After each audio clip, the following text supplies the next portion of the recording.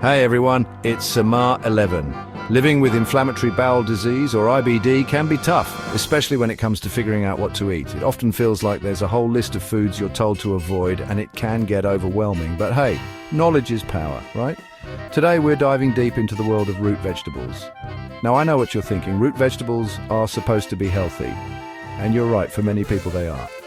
But for those of us with IBD, some root crops can actually trigger symptoms like cramping, bloating, and even flare-ups. So, if you're ready to take control of your IBD and learn which root vegetables to approach with caution, stick around. We'll break it all down so you can make informed choices for a happier, healthier gut. Let's get to it. First up, we're talking about sweet potatoes. Now, don't get me wrong, sweet potatoes are nutritional powerhouses. They're packed with vitamins, minerals, and antioxidants. But here's the catch for my IBD warriors. Sweet potatoes are also high in fiber, particularly a type called insoluble fiber. While insoluble fiber is fantastic for most people, helping with digestion and regularity, it can actually be a bit rough on a sensitive gut. See, insoluble fiber doesn't break down easily in the digestive system, which can lead to gas, bloating, and even diarrhea for some people with IBD, especially during a flare-up. Now, this doesn't mean you need to banish sweet potatoes from your plate forever. Some people with IBD tolerate them well, especially cooked and in moderation. Listen to your body. And if you find sweet potatoes bother you, there are plenty of other delicious and nutritious options out there. Next on our list of root vegetables to approach with caution are beets. Beets are vibrant, earthy, and full of nutrients like folate and nitrates. However, they also contain a type of sugar called raffinose. Raffinose is a complex sugar that our bodies have a hard time digesting. When raffinose reaches the large intestine without being fully broken down, it ferments. And you know what that means? Gas and bloating. For those of us with IBD, this can be particularly uncomfortable and may even trigger more serious symptoms. So while beets can be part of a healthy diet, it's best to enjoy them in moderation and pay attention to how your body reacts. If you experience any digestive discomfort after eating beets, it might be a good idea to reduce your intake or avoid them altogether.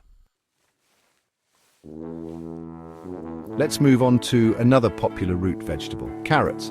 We all know carrots are good for our eyes, but did you know they can sometimes be tricky for people with IBD? It all comes down to how they're prepared. Raw carrots are high in fiber, and just like with sweet potatoes, that fiber can be tough on a sensitive gut.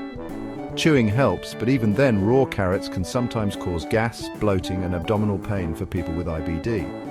The good news is cooking carrots can make a big difference. Cooking softens the fiber, making it easier to digest. So if you love carrots, try them steamed, roasted, or boiled to see if that makes them easier on your system. Now, let's talk about turnips, a root vegetable that might not be on everyone's radar, but it's important to address. Turnips, while nutritious, have been known to trigger flare-ups in some people with IBD.